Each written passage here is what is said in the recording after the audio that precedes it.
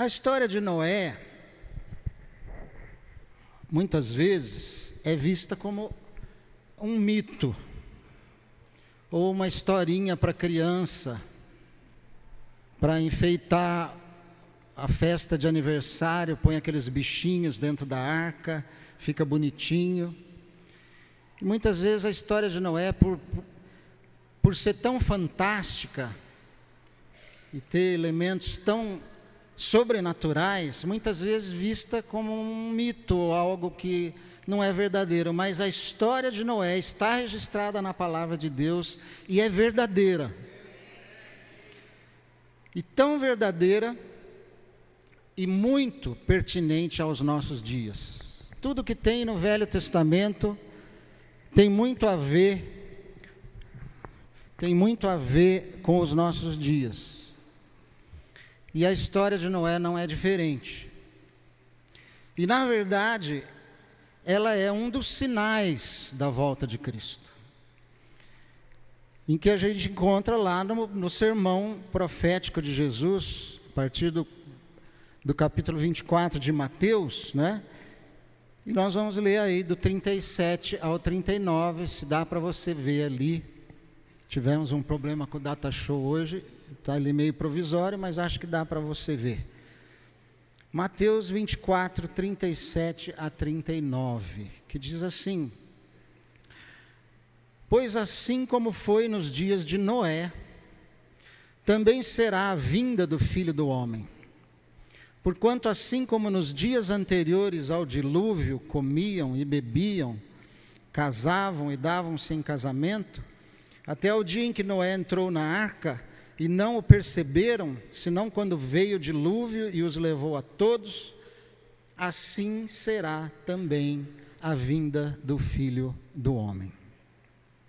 Você veja que a história de Noé, a história do dilúvio, tem a ver com os dias que nós estamos vivendo. Ele diz aí: como foi nos dias de Noé, assim serão os dias que antecedem a volta de Cristo. Claro que cada dia que passa, a volta de Cristo está mais próxima. E os sinais estão aí. E esse é um deles. As pessoas hoje estão muito parecidas com aquelas do tempo de Noé. A sociedade atual está muito parecida, e você pode perguntar, mas como, Ed, com tantos anos de diferença, com tanta evolução, com tanta tecnologia, a sociedade ainda se parece com aquela? Como eram as pessoas no tempo de Noé? Precisamos ver isso. Vamos ver lá em Gênesis, então. Vamos lá para Gênesis 6, a partir do versículo 25 até o 7. Está ali na tela e diz assim: Viu o Senhor que a maldade do homem se havia multiplicado na terra, e que era continuamente mau todo o desígnio do seu coração. Então se arrependeu o Senhor de ter feito o homem na terra, e isso lhe pesou no coração. Disse o Senhor: farei desaparecer da face da terra o homem que criei, o homem e o animal, os répteis e as aves dos céus, porque me arrependo de os haver feito. Viu o Senhor que a maldade do homem se havia multiplicado, e que era continuamente mau todo o desígnio do seu coração. Assim era o homem e a mulher no tempo de Noé. Maldade cada vez maior, cada vez mais violência, cada vez mais egoísmo, cada vez mais inveja, cada vez mais disputa, cada vez mais assassinato, cada vez mais morte, cada vez mais abusos, cada vez mais promiscuidade. E eu não preciso dizer que com toda a nossa evolução, o ser humano continua agindo dessa forma e cada vez mais assim, dessa maneira.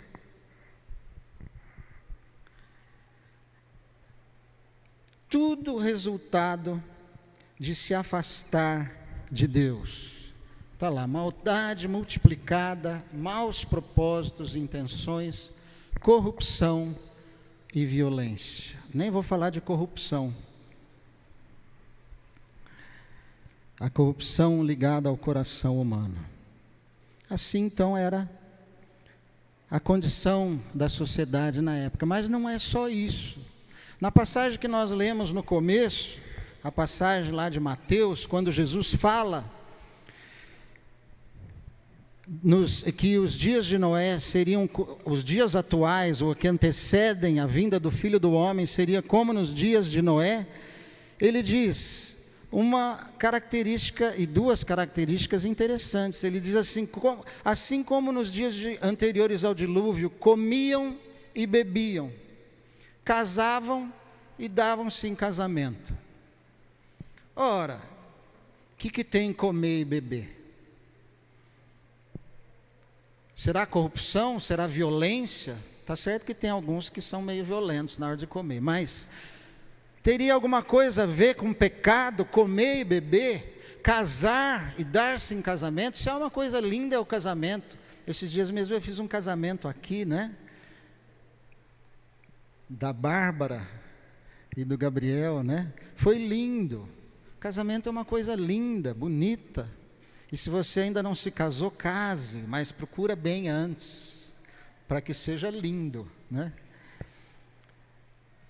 Comiam e bebiam, casavam e davam-se casamento. Por que então Jesus colocou essa característica como algo que iria anteceder o dia da volta de Cristo? Porque isso mostra que as pessoas viviam somente e completamente para essas coisas, para as coisas terrenas, para as coisas que são aqui desse mundo, para as coisas que são físicas, comer e beber. Não é à toa que uma vez Jesus, no seu sermão do monte, disse: por que andais ansiosos quanto ao comer e ao vestir? Por quê? Não andeis ansiosos quanto a isso. Afinal, o Senhor não cuida de vocês, assim como cuida dos pássaros, como cuida dos lírios do campo. Não fiquem, não andem, não vivam preocupados com essas coisas. Isso é característica das pessoas que não creem em Deus. Elas sim vivem somente para isso. Elas trabalham, estudam, trabalham para ganhar dinheiro, para comprar comida, para comprar as coisas e para poder trabalhar, para poder ter saúde para trabalhar, para tomar remédio, para poder trabalhar e para ter saúde para trabalhar. Mas com vocês não é assim. Existe algo mais. Existe o reino de Deus. E Jesus então diz: busque em primeiro lugar o reino de Deus e essas coisas serão acrescentadas. Ele não está dizendo que nós não precisamos delas. Ele não está dizendo que nós não precisamos comer e beber e vestir. Ele está dizendo que essas coisas não podem se tornar a prioridade da nossa vida. E no tempo de Noé, assim que eles estavam vivendo, preocupados para lá e para cá na correria do dia a dia, sem celular, sem carro, sem nada, imagina o trabalhão, para poder ganhar o seu pão, para poder se vestir. Buscai, pois, em primeiro lugar o reino de Deus e a sua justiça, e todas estas coisas vos serão acrescentadas. E casamento também, uma coisa bonita, importante, que Deus foi Deus quem instituiu o casamento, mas é coisa daqui, não é lá de cima. Lembrem-se, nós ainda não chegamos lá, nós estamos a caminho.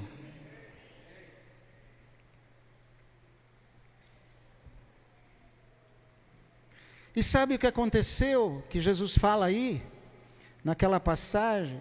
Eles assim, eles comiam, bebiam, davam-se casamento e casavam, Até que um dia Noé entrou na arca e eles não perceberam. Eles não perceberam. Aquela baita arca, no meio do deserto. Noé entrando na arca.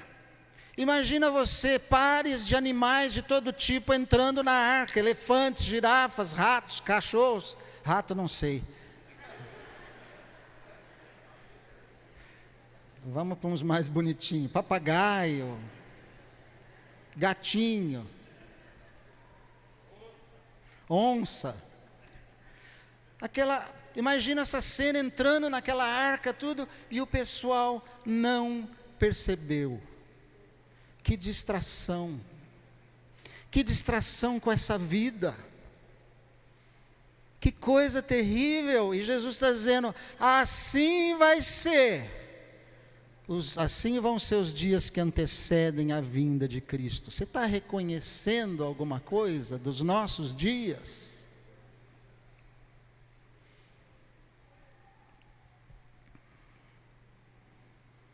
Estavam distraídos com a vida. Estavam distantes de Deus. Estavam preocupados apenas com as coisas desse mundo. Com as coisas próprias, com a sua ambição, com as coisas egoístas, do eu, com a competição do dia a dia. Estavam distraídos em comer, beber, em casar, em fazer as coisas que nós fazemos. Em estudar, em fazer o vestibular, em passar na faculdade, em estudar fora, em pagar o aluguel, em ir para o mercado, em fazer a festa de aniversário, em fazer a festa de formatura, em pagar o vestido de formatura, que é um absurdo, e etc.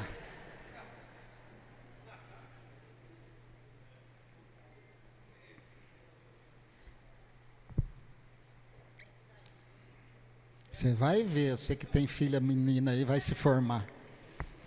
Não é praga não, é só a realidade.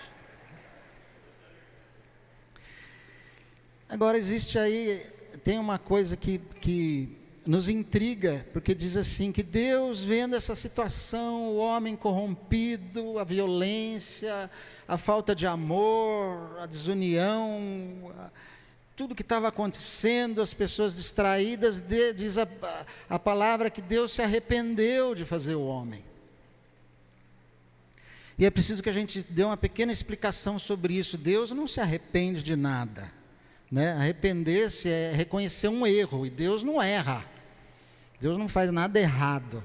O arrependimento de Deus aqui tem o seguinte sentido, de que Ele se entristeceu muito em ver como a sua criação, que foi perfeita, o homem que Ele fez perfeito, havia se distanciado dele, portanto caído, e agora se tornado um pecador terrível, miserável, distante dele, portanto com uma vida assim, tão desgarrada daquele que deveria ser o seu Senhor, o nosso Deus. E Deus se entristeceu com isso, então resolveu tomar uma atitude de recomeçar.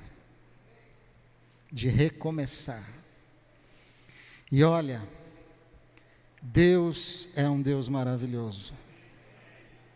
Deus sempre pode recomeçar, fazer novas as coisas.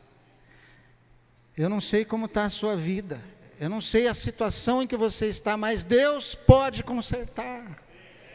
Deus sempre pode dar uma nova chance, abrir uma nova porta e mostrar um novo caminho. Assim é o nosso Deus, porque Ele nos ama, porque Ele ama a sua criatura, aquele quem Ele fez, e Ele quer dar um destino bom para cada um de nós. Deus resolveu então tomar uma atitude por causa dessa distração do homem e não se aperceber os sinais que Deus estava dando, Ora, um homem, uma família construindo uma arca no meio do deserto, que é um sinal maior do que esse.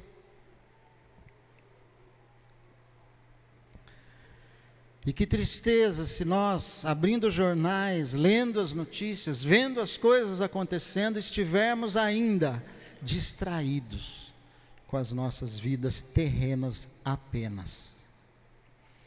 Daniel, profeta, já lá no Velho Testamento, nos alerta para o perigo que é de viver despreocupadamente. Uma vez que estamos em meio a um conflito entre o bem e o mal, aqueles que vivem distraídos, sem colocar atenção nos tempos em que estamos vivendo, podem ser pegos de surpresa. E Daniel já profetizou, dizendo o seguinte, ele está falando a respeito do fim dos tempos e falando do anticristo. Ele diz: por sua astúcia nos seus empreendimentos, fará prosperar o engano e destruirá a muitos que vivem despreocupadamente. Aqueles que vivem despreocupados com aquilo que vai acontecer e que a Bíblia tanto nos alerta.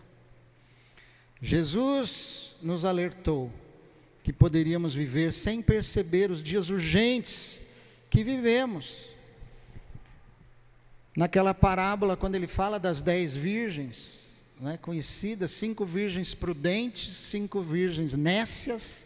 As prudentes tinham azeite de sobra, para quando o noivo chegasse para as bodas, para a festa, e 5 eram nécias, não eram prudentes, e não se prepararam com mais azeite. Quando o noivo chegou, já mais tarde do que elas esperavam, não tinham mais azeite, saíram para comprar e o noivo chegou e elas ficaram para fora, a porta da festa se fechou. 5 prudentes entraram para as bodas e 5 ficaram lá fora, tiveram a porta batida na cara delas. E olha, não foi diferente com Noé. Eles entraram na arca e a Bíblia diz que Deus fechou a porta pelo lado de fora. O trinco era lá.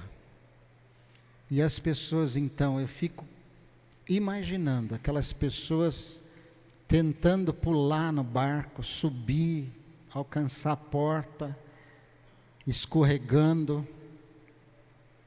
Parece o filme do Titanic. Aliás, pensem bem, as soluções de Deus são sempre perfeitas, porque Noé fez a arca sob orientação de Deus, e o Titanic foi feito por homens capacitados, inteligentes, e vocês já sabem o destino dele. Deus, só Deus, pode nos salvar.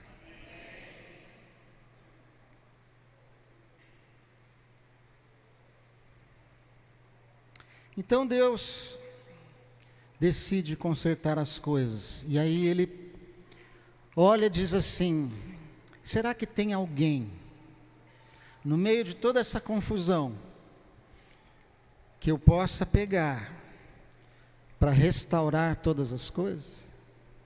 E ele vê então o homem Noé. Quem era o homem Noé? Veja lá, voltando para Gênesis 6, aí, diz assim: porém Noé achou graça diante do Senhor.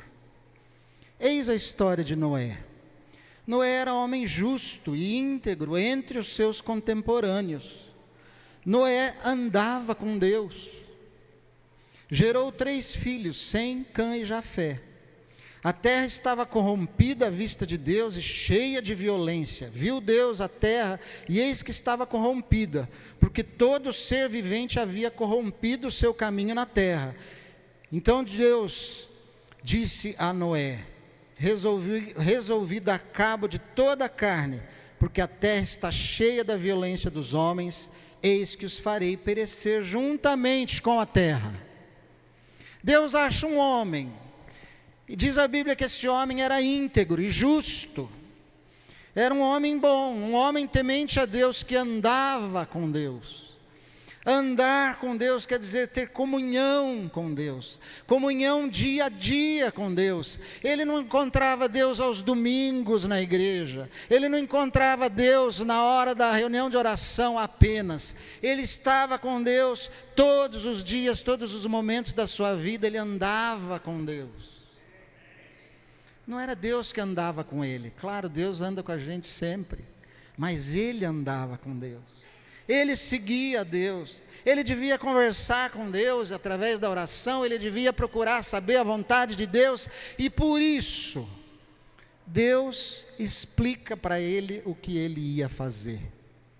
E eu me lembro de Jesus disse que nós não somos mais servos dele, nós somos amigos, porque o servo não sabe o que o Senhor vai fazer, mas o amigo sim, sabe aquilo que o seu Senhor está fazendo, e Deus está nos avisando, assim como ele mostrou para Noé. Ele disse: Noé, assim, a terra está corrompida, e eu vou destruir tudo, e você vai fazer parte desse plano, porque eu achei graça em você. Veja outra passagem, de 7:1, disse o Senhor a Noé: entra tu e toda a tua casa na arca, porque tenho visto que és justo diante de mim nesta geração. Justo diante de Deus naquela geração corrompida. Ah, pastor, todo mundo faz assim hoje. Ah, hoje a vida é assim, pastor, esse é o costume. Ah, a Bíblia nem sempre, às vezes ela está um pouco desatualizada nas coisas. Sabe, às vezes, no meio da geração corrompida, a gente se sente sozinho. Não é verdade? Quando você quer viver a vida de Deus, você se sente sozinho. Imagina você, mulher, dizer que você é submissa ao seu marido. Imagina você, jovem, dizer que você está se guardando sexualmente para o casamento. Imagina você, homem de negócio, que diz para o seu colega que você dá o dízimo, que você dá oferta na igreja. É estar sozinho, porque não é assim que o mundo pensa. Mas Noé não era assim.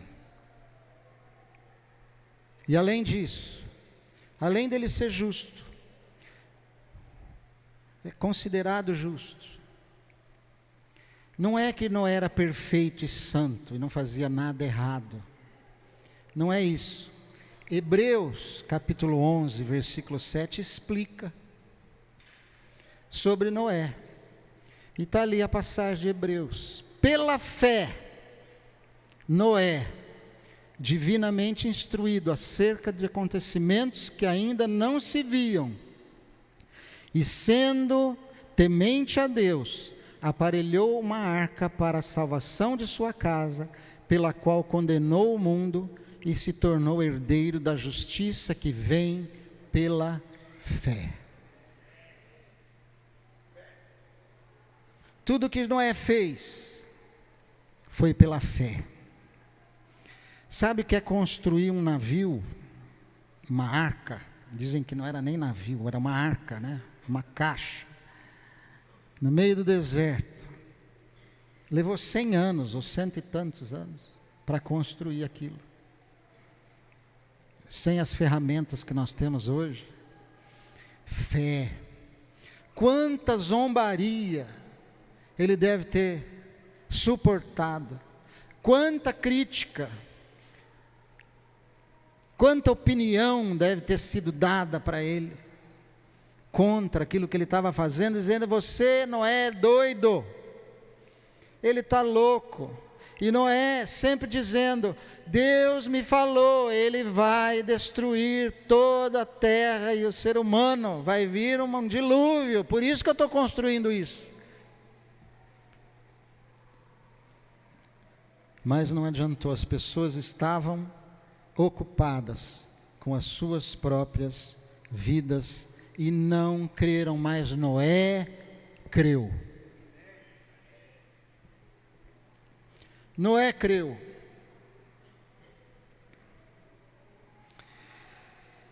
E então, Deus estabeleceu uma aliança com Noé. Que coisa linda!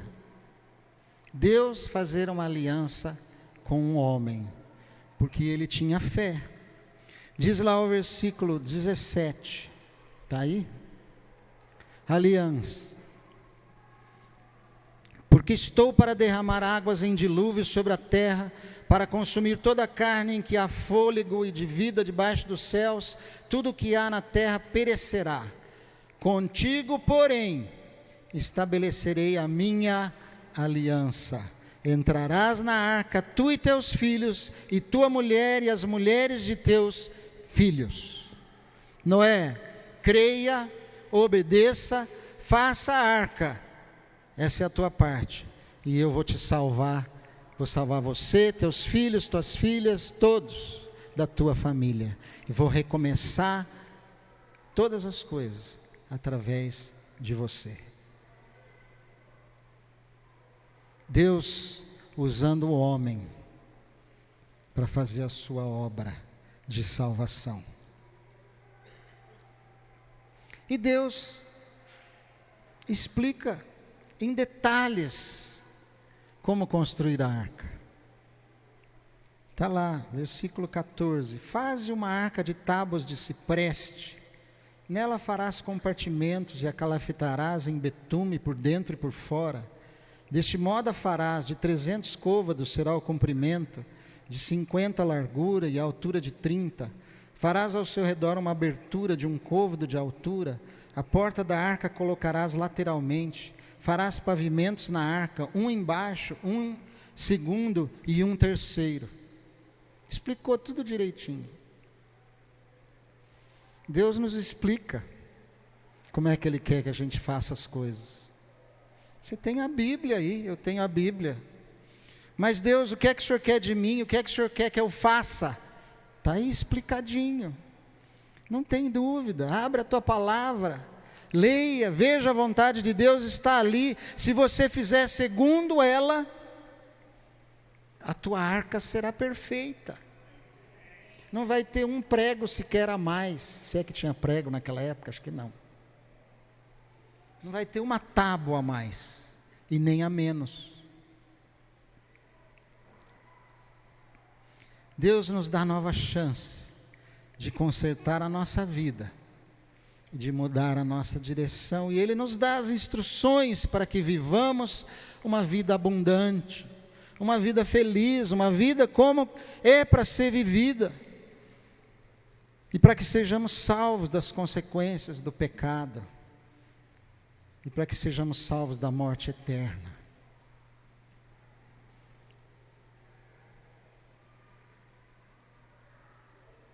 Deus fez uma aliança com Noé. E Deus faz uma aliança comigo e com você. Você tem uma aliança com Deus. Deus fez uma aliança com você. Deus fez uma aliança, a gente renova essa aliança cada vez da ceia. Deus fez uma aliança. Crê no Senhor Jesus, naquilo que Ele fez por você, morrendo. Creia que Ele voltará para te buscar e você será salvo. A nossa parte na aliança é crer, é viver para Ele, é não viver distraído, é crer que Ele vai voltar, que Ele está às portas e levar a nossa vida assim como se Ele voltasse amanhã. Como seria o meu dia se eu soubesse que amanhã de manhã, às 7 horas da manhã, ou às 5 da manhã, antes de eu levantar, Jesus ia voltar? Garanto que eu ia pôr um despertador antes. Não ia ficar dormindo. Muitos de nós estão dormindo, irmãos. Jesus está aí voltando, os sinais estão aí.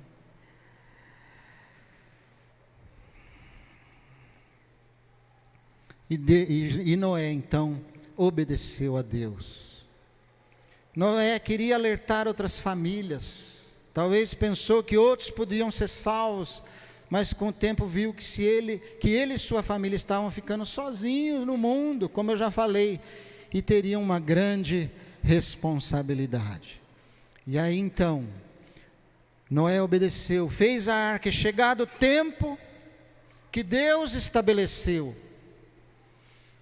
o tempo que Deus sabe quando, não adianta nós tentarmos especular, que o próprio Jesus diz, ninguém sabe o dia nem a hora, mas tem sinais, para que vocês fiquem vigilantes e alertas. E chegou então o dia, Noé entrou na arca, e a salvação veio através da arca. Veja o que diz 1 Pedro 3,20. A longanimidade de Deus aguardava nos dias de Noé. Deus estava paciente, esperando. Deus quer que todos sejam salvos. Enquanto se preparava a arca, na qual poucos, a saber, 8 pessoas, foram salvos através da água, a qual, figurando o batismo, agora também vos salva, não sendo a remoção da imundícia da carne, mas a indagação de uma boa consciência para com Deus, por meio da ressurreição de Jesus Cristo. Porque Ele vive, nós também viveremos eternamente. Porque Ele vive, nós temos essa certeza de que existe uma salvação, como ele diz aqui, prefigurada no dilúvio, através da água. E isso prefigurava o batismo. Você que creu em Jesus, que Ele veio, morreu e vai voltar, passou pelas águas, e pelas águas então, nesse testemunho, você foi salvo. Através da tua fé e do teu testemunho, através do batismo. Aqueles que se batizaram domingo passado fizeram isso. Sabe o que eles fizeram? Sabe o que vocês que se batizaram fizeram? Vocês entraram na arca. Você que se batizou entrou na arca e ficou livre da morte que vinha através da água lá nos tempos de Noé. Não vai ser mais através da arca, Deus prometeu, não é? Mas Jesus voltará e vai nos levar. Não vai ser dentro de uma arca, não vai precisar disso, mas é apenas a figura. Irmão, não perca o barco. Não perca o barco, ele está aí construído. Deus está avisando, Deus está mostrando com seus sinais, a forma como temos vivido e como a sociedade atual vive, longe, distante. Deus é um detalhe, lá longe. Deus quer te pôr dentro da arca.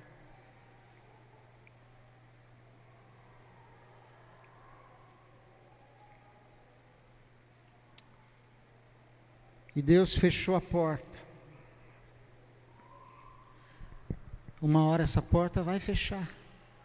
A porta está aberta. Jesus disse, eu sou a porta. Eu sou a porta. Entra por mim. Ele é o caminho. É Ele, é Jesus. Passe pela porta e entre na arca antes que essa porta seja fechada por Deus e você não possa mais entrar. E se você entrar, eu vou te dizer, por mais fortes que sejam as tempestades na sua vida, por mais difíceis que sejam os seus dias, por mais terríveis que sejam os obstáculos que você tenha que enfrentar, você estará salvo nos braços de Deus, na arca de Deus, nesse navio que nos leva para a salvação e para a vida eterna. E lembre-se que por mais chuva que venha, viu, Maísa, que lá na frente vai aparecer um arco-íris, que é o sinal que Deus colocou no céu dessa aliança que Ele fez com Noé. Irmãos, concluindo, vivemos tempos difíceis.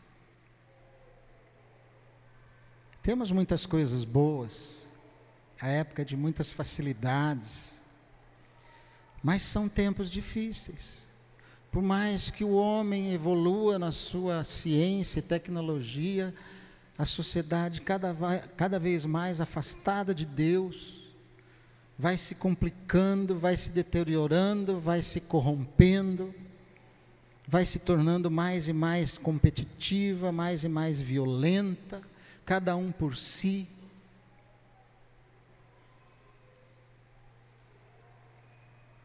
Nós não podemos viver distraídos. Deus vai intervir na história. Está chegando um ponto que Deus vai dizer: não é mais possível esperar. A minha longanimidade chegou ao fim. E agora é o tempo em que vou fechar a porta. Vivemos o tempo da graça de Deus. Deus está oferecendo a nós, cada dia, a salvação através de Cristo Jesus. Mas vai chegar o dia em que essa porta será fechada. E aqueles que ficarem de fora estarão condenados